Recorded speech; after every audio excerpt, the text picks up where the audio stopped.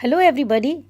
आज मैं आप लोगों के लिए लाई हूँ कक्षा 9 की हिंदी पाठ्य पुस्तक से पाठ संख्या 5, जिसका शीर्षक है वैज्ञानिक चेतना के वाहक चंद्रशेखर वेंकट रामन जी। बच्चों, इस पाठ को आगे पढ़ने से पहले हम इसके लेखक के बारे में जानकारी प्राप्त कर लें। इसके लेखक का नाम है श्री धीरंजन मालवीय जी। धीरंजन मालवीय जी का जन्म बिहार के नालंदा जिले के डुमरावा गांव में 9 मार्च को 1952 में हुआ था। इनकी शैक्षणिक योग्यता के बारे में अगर देखा जाए तो ये एमए, एमएससी, सांख्यिकीय, एमबीए और एलएलबी हैं। आकाशवाणी और दूरदर्शन से जुड़े मालवीय अभी भी वैज्ञानिक जानकारी को लोगों तक पहुंचाने के काम में जुटे हुए हैं।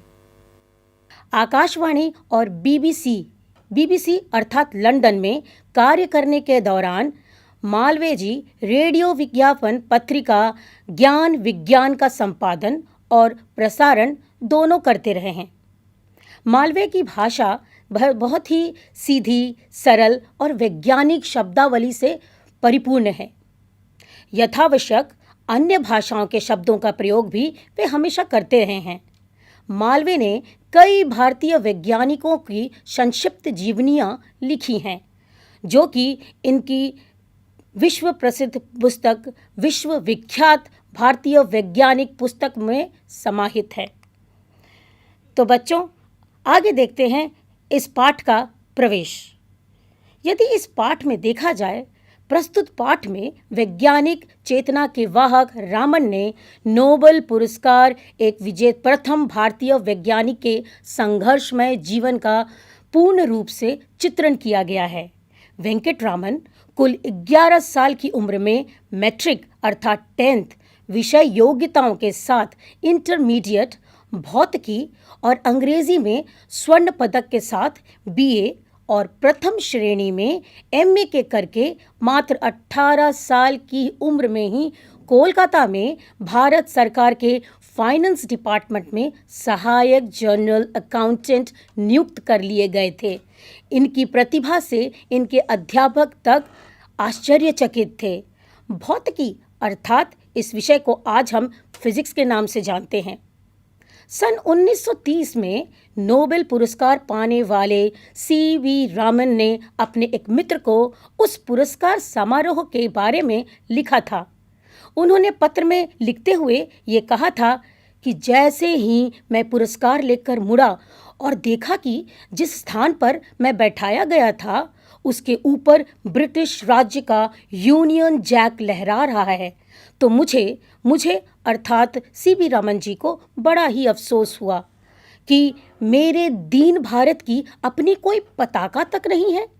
इस एहसास से ही उनका गला पूरी रूप से भर आया था और वह वहीं पर फूट फूट कर रोन पड़े थे। चंद्रशेखर वेंकट रामन भारत में विज्ञान की उन्नति के चीर आकांक्षी थे तथा भारत की स्वतंत्रता के पक्षधर में थे। वे महात्मा गांधी को अपना एक अभिन्न मित्र मानते थे और नोबेल पुरस्कार समारोह के बाद एक भोज के दौरान उन्होंने कहा था कि मुझे एक बधाई का तार अपने सर्वाधिक प्रिय मित्र अर्थात गांधी जी से प्राप्त हुआ है, जो इस समय जेल में थे। तो एक मेधावी छात्र से महान वैज्ञानिक तक के रामन की संघर्षमय जीवन यात्रा और उसकी उपलब्धि की जानकारी यह पाठ हमें बखूबी रूप से कराता है। बच्चों, चलिए आगे देखें पाठ का विवरण। पाठ में बताया गया है कि पेड़ से सेब गिरते हुए तो लोग सदियों से देखते आ रहे हैं, मगर सेब के गिरने के पीछे के रहस्य को सबसे पहले न्यूटन ने उजागर किया था। ठीक उसी प्रकार विराट समुद्र की नील वर्णीय आभा भी असंख्य लोग आदिकाल से ही देखते आ रहे थे, मगर इस आभा पर पड़े रहस्य के पर्दे को हटाने के लिए हमारे सामने प्रस्तुत हुए हैं सर चंद्रशेखर वेंकट रामन जी। बच्चों, इसमें कई शब्दों के शब्दार्थ भी बताए जा रहे हैं, जैसे विराट अर्थात विशालकाय, आभा, आभा अर्थात चमक, असंख्य अर्थात अनगिनत। तो बच्चों, बात करीबन सन 1921 की है, जब रामन जी समुद्री यात्रा पर गए थे। जहाज के डेक पर खड़े होकर जब वे नील समुद्र को निहार रहे थे, प्रकृति प्रेमी रामन को बहुत ही अच्छा लगता था प्रकृति के इस सुंदरता को निहारना। वे समुद्र की नीली आभा में घंटों खोए रहते थे। लेकिन रामन केवल भावुक एक प्रकृति प्रेमी ही नहीं थे, बल्कि उनके अंदर एक वैज्ञानिक की जिज्ञासा भी उतनी ही सशक्त थी। यदि यही तो जिज्ञासा उनसे यह सवाल कर बैठी कि आखिर समुद्र का रंग नीला क्यों है और कोई रंग क्यों नहीं है, रामन सवाल का जवाब ढूंढने में बस तत्पर होके लग गए। जवाब ढूंढते ही वे विश्वविख्यात बन गए। बच्चों, यहाँ पर जिज्ञासा का अर्थ होता है जानने की इच्छा रखने वाला। विश्वविख्यात अर्थात संसार में प्रसिद्ध। आगे रामन का जन्म 7 नवंबर सन 1888 को एक तमिलनाडु के तिरुचिरापल्ली नगर में हुआ था। पिता इन्हें बचपन से ही गणित और भौतिकी पढ़ाते थे। कॉलेज की पढ़ाई उन्होंने पहले ABN कॉलेज तिरुचिरापल्ली में से की और फिर प्रेसिडेंसी कॉलेज मद्रास से की। BA और MA दोनों ही परीक्षाओं में उन्होंने काफ़ी अच्छे अंक प्रस्तुत किए। रामन जी का मस्तिष्क विज्ञान के रहस्यों को सुलझाने के लिए बचपन से ही बेचैन रहता था। अपने कॉलेज के ज़माने से ही उन्होंने शोध कार्यों अर्थात रिसर्च वर्क, शोध कार्यों में दिलचस्पी लेना शुरू कर दिया था। उनका पहला शोध पत्र यानी कि फिलोसॉफिकल मैगजीन में प्रकाशित हुआ था। उनकी दिली इच्छा यही थी कि बस वो अपना सारा जीवन शोध कार्य को ही समर्पित कर दें। मगर उन दिनों शोध कार्यों को पूरे समय के कैरियर के रूप में अपना लेना, इसके लिए कोई खास व्यवस्था नहीं हुआ करती थी। प्रतिभावान छात्र सरकारी नौकरी की ओर ज़्यादा आकर्षित हुआ करते थे। तो रामन जी भी अपने समय के अन्य सुयोग्य छात्रों की भांति भारत सरकार के वित्त विभाग के अफसर बन गए थे और उनकी तैनाती उस समय हुई थी कलकत्ता में। बच्चों, शोध कार्य अर्थात अनुसंधान के कार्य, जिसे हम आज रिसर्च वर्क के नाम से जानते हैं। प्रतिभावान अर्थात तेज बुद्धि वाला। वित्त विभाग अर्थात आय और व्यय से संबंधित विभाग। तो बच्चों, जब रामन जी की नियुक्ति कलकत्ता में हो गई तो कलकत्ता में सरकारी नौकरी के दौरान उन्होंने अपने स्वाभाविक रुझान को हमेशा बनाए रखा। दफ्तर से जैसे ही उन्हें थोड़ी भी फुर्सत मिलती थी तो लौटते हुए, कलकत्ता में बहू बाज़ार एक इलाका है, तो उस इलाके से आते समय वहाँ पर एक Indian association for the cultivation of science की एक प्रयोगशाला थी, यानी कि लैबोरेटरी थी। यह अपने आप में एक अनूठी संस्था थी जिसे कलकत्ता के ही एक डॉक्टर महेंद्र लाल सरकार ने वर्षों के कठिन मेहनत और लगन के बाद खड़ा किया था। इस संस्था का उद्देश्य था कि देश में वैज्ञानिक चेतना का विकास वो कर पाएं। अपने महान उद्देश्यों के बावजूद इस संस्था के पास साधनों की नितांत कमी थी, अभाव था। रामन जी इस संस्था की प्रयोगशाला में काम चलाऊ जो भी उपकरण उस समय प्रस्तुत थे, उन्हीं से वे अपने शोध कार्य करते रहते थे। यह अपने आप में एक आधुनिक हठ योग का उदाहरण रहा, जिससे एक साधक अर्थात तपस्या करने वाला एक साधक दफ्तर में पूरा दिन कड़ी मेहनत के बाद बहू बाजार की एक छोटी सी मामूली सी प्रयोगशाला में पहुंचता है और अपनी इच्छा शक्ति के जोर से भौतिक विज्ञान को समृद्ध बनाने का सफल प्रयास करता है। उन्हीं दिनों वे वाद्य यंत्रों यानी कि इंस्ट्रूमेंट की आवाज़ों पे यानी वाद्य यंत्रों की ओर आकृष्ट हुए। वे वाद्य यंत्रों की ध्वनियों के पीछे छिपे हुए वैज्ञानिक रहस्यों की परतों को खोलना चाहते थे और इसके लिए लगातार प्रयास किए जा रहे थे। इस दौरान उन्होंने अनेक वाद्य यंत्रों का अध्ययन किया, जिसमें देसी और विदेशी दोनों ही प्रकार के वाद्य यंत्र शामिल थे। इस पैराग्राफ में रुझान अर्थात झुकाव इसका अर्थ है, साधन अर्थात औजार और नितांत अभाव अर्थात जिसकी बहुत अधिक कमी हो। तो बच्चों, जब वे वाद्य यंत्रों पर शोध कार्य करना शुरू कर चुके थे, तब उनके अध्ययन के दायरे में जहाँ पर वायलिन, चेलो या पियानो जैसे विदेशी वाद्य यंत्र आए, वहीं पर वीणा, तानपुरा और मृदंगम पर भी उन्होंने शोध कार्य किया। उन्होंने वैज्ञानिक सिद्धांतों के आधार पर पश्चिमी देशों की इस भ्रांति को तोड़ने की कोशिश की कि भारतीय वाद्य यंत्र विदेशी वाद्य यंत्रों की तुलना में घटिया हैं।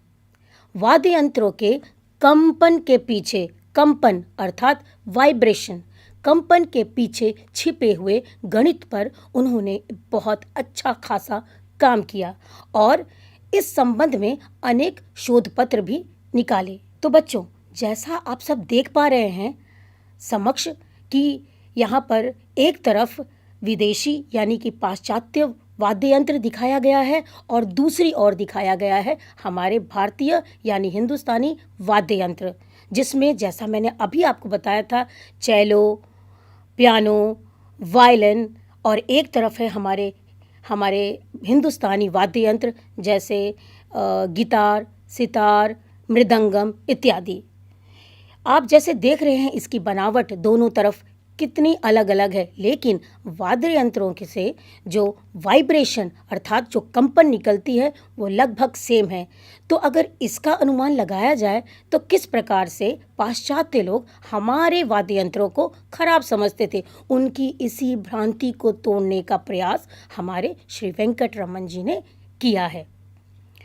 उस जमाने के प्रसिद्ध शिक्षा शास्त्री सर आशुतोष मुखर्जी को इस प्रतिभावान युवक के बारे में जैसी ही मालूम हुआ, उनको जानकारी लगी, उन्हीं दिनों कलकत्ता विश्वविद्यालय में प्रोफेसर पद सृजित कर दिया गया अर्थात बना दिया गया उनके लिए केवल। मुखर्जी महोदय ने रामन के समक्ष एक प्रस्ताव रखा कि ये सरकारी नौकरी छोड़ करके यानी कलकत्ता विश्वविद्यालय में प्रोफेसर का पद स्वीकार कर लें। रामन के लिए यह एक कठिन निर्णय था। उस जमाने के हिसाब से वे एक अत्यंत प्रतिष्ठित सरकारी पद पर थे, जिसके साथ मोटी तनख्वाह और अनेक सुख सुविधाएं जुड़ी हुई थी। उन्हें नौकरी करते हुए लगभग 10 वर्ष हो गए थे। ऐसी हालत में सरकारी नौकरी छोड़कर किसी कम वेतन और कम सुविधाओं वाले विश्वविद्यालय की नौकरी में आने का फैसला करना ये किसी हिम्मत का ही काम था। तो इस असमंजस में पड़े हुए हमारे श्री वेंकटरमन जी ये सोच रहे थे कि क्या उनका ये फैसला, ये डिसीजन क्या ये सफल होगा। अब आगे यह प्रश्न उठता था कि वे किसे चुनेंगे। बच्चों, आगे बढ़ने से पहले हम इसके शब्दार्थों के बारे में देख लें। सबसे पहले भ्रांति अर्थात संदेह होना, सृजित अर्थात बनाया गया या रचा हुआ, समक्ष अर्थात सामने। तो बच्चों, अगर आप उस समय उस अवस्था में होते जिस अवस्था में श्री वेंकटरमन जी थे, यानी एक तरफ सरकारी नौकरी, 10 साल का अनुभव और एक तरफ अपना वो इंटरेस्ट, अपनी वो रुचि जिसके बारे में वो हमेशा शोध कार्य करते रहते थे, तो आप यदि उनकी जगह होते तो उस समय क्या चुनना पसंद करते? ये सवाल आपके लिए है। अब आगे बढ़ते हैं हम पाठ में। रामन सरकारी नौकरी की सुख सुविधाओं को अंततः छोड़ करके 1917 में कलकत्ता विश्वविद्यालय में उन्होंने नौकरी कर ली। उनके लिए सरस्वती की साधना सरकारी सुख सुविधाओं से बहुत अधिक महत्वपूर्ण थी। कलकत्ता विश्वविद्यालय के शैक्षणिक माहौल में वे अपना पूरा समय अध्ययन और अध्यापन में लगाते थे। 4 साल यूं ही बीत गए, यानी 4 साल बीत गए अर्थात 1921 में जब वे समुद्र यात्रा के दौरान जब रामन के मस्तिष्क में समुद्र के नीले रंग की वजह जब यह सवाल हिलोरे लेने लगी अर्थात जब सवाल उठने लगे, तो उन्होंने आगे इस दिशा में अनेक प्रयोग किए, जिसकी परिणति रामन प्रभाव की खोज के रूप में हुई। अध्ययन अर्थात पढ़ना, अध्यापन अर्थात पढ़ाना, परिणति अर्थात प्रमाण। तो अब देखते हैं उन्होंने कौन सा नया शोध कार्य लिया। रमन प्रभाव, जिसे हम कहते हैं रमन इफेक्ट्स, आपने इसका नाम अवश्य सुना होगा। तो आइए अब जानते हैं रमन इफेक्ट क्या है। रामन ने अनेक ठोस रवों और तरल पदार्थों पर प्रकाश की किरणों के प्रभाव का अध्ययन शुरू कर दिया था। उन्होंने यह पाया कि जब एक वर्णीय प्रकाश की किरणें किसी तरल या ठोस पदार्थ या रवेदार पदार्थ पर से होके जब गुजरती हैं, तो उसके वर्ण में परिवर्तन आ जाता है। वजह यह होती है कि एक वर्णीय प्रकाश की किरणों के जो प्रोटॉन्स होते हैं, जब तरल या ठोस रवे से होकर गुजरते हुए इनके अणुओं से टकराते हैं, तो इस टकराव के ही परिणाम स्वरूप वे या तो ऊर्जा का कुछ अंश खो देते हैं या फिर कुछ अंश पा लेते हैं। दोनों ही स्थितियों में प्रकाश के वर्ण अर्थात रंग में, कलर में थोड़ा बहुत बदलाव आता ही आता है। एक वर्णीय प्रकाश की किरणों में सबसे अधिक ऊर्जा बैंगनी रंग के प्रकाश में होती है। बैंगनी के बाद क्रमशः यानी इसके बाद नीले, आसमानी, हरे, पीले, नारंगी और लाल वर्ण का नंबर आता है।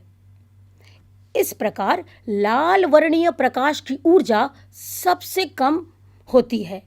तो एक वर्णीय प्रकाश तरल या ठोस रवों से गुजरते हुए जिस परिमाण में ऊर्जा को खोता है या पाता है, उसका हिसाब उसका वर्ण परिवर्तन उसी हिसाब से हो जाता है। आइए इसके शब्दार्थों की तरफ चलें। ठोस रवों जिसको मैंने अभी पढ़ा है, उसका अर्थ होता है बिल्लौर। प्रोटॉन होता है प्रकाश का अंग और क्रमशः अर्थात क्रम के अनुसार। तो बच्चों, रामन की खोज भौतिकी यानी फिजिक्स के क्षेत्र में एक क्रांति से कम न थी, वो क्रांति के ही समान थी। इसका पहला परिणाम तो यह हुआ कि प्रकाश की प्रकृति के बारे में आइंस्टाइन के विचारों को एक प्रायोगिक प्रमाण मिल गया था। उस समय आइंस्टाइन के पूर्ववर्ती वैज्ञानिकों ने प्रकाश को एक तरल रूप के रंग में माना था, मगर आइंस्टाइन ने बताया कि प्रकाश अति सूक्ष्म कणों की तीव्र धारा के समान है। इन अति सूक्ष्म कणों की तुलना आइंस्टाइन ने बुलेट से की और इन्हें क्या नाम दिया? प्रोटॉन। रामन के प्रयोग ने आइंस्टाइन की धारणा का एक प्रत्यक्ष प्रमाण दे दिया था, क्योंकि एक वर्णीय प्रकाश के वर्ण में परिवर्तन यह साफ तौर पर प्रमाणित करता है कि प्रकाश की किरण तीव्रगामी सूक्ष्म कणों के प्रभाव के रूप में उसी रूप से व्यवहार करती हैं। अब इसके शब्दार्थ देख लेते हैं।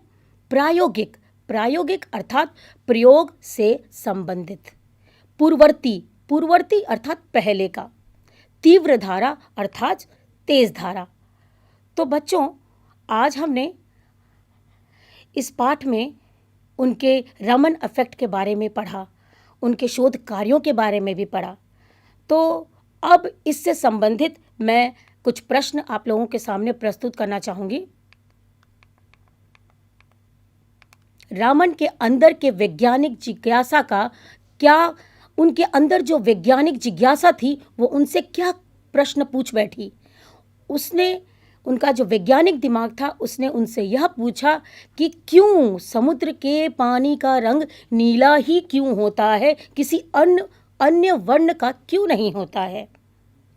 अगला प्रश्न है, वे सरकारी नौकरी की ओर क्यों आकर्षित हुए और उनकी तैनाती उस समय कहाँ हुई थी? तो वे सरकारी नौकरी की ओर इसलिए आकर्षित हुए क्योंकि उन दिनों शोध कार्यों को पूरे रूप से करियर को अपना लेना, इसकी कोई भी व्यवस्था नहीं की होती थी और अन्य प्रतिभावान छात्र जो थे वे सरकारी नौकरी की ओर आकर्षित होते थे और उनकी तैनाती उन दिनों कलकत्ता हुई थी। अगला प्रश्न है, रामन की दिल्ली इच्छा क्या थी, अर्थात वो मन से क्या चाहते थे, उनकी क्या इच्छाएं थी। उनकी इच्छा सिर्फ यही थी कि वे अपना सारा जीवन बस इन शोध कार्यों को समर्पित कर दें। अगला प्रश्न है, रामन के लिए नौकरी संबंधित कौन सा निर्णय कठिन था। बच्चों, यह प्रश्न पाठ पढ़ाते वक्त भी मैंने आपसे पूछा था कि यदि आप रामन की जगह उस समय होते तो आप क्या करते। क्या आप सरकारी नौकरी में ही लगे रहते या आप अपने रुचि के हिसाब से आप इस प्रोफेसर पद को अपना लेते। तो यह पूर्ण रूप से एक विचार करने वाला प्रश्न है, ये आपके ऊपर निर्भर करता है। ये तो बातें हमने श्री वेंकट रमन जी के बारे में कही, लेकिन यह प्रश्न केवल आपके लिए है। आप अपने मित्रों के साथ इसकी चर्चा करें और ये भी सोचें कि क्या उस समय लिया गया यह फैसला श्री वेंकट रमन जी का सही था या नहीं।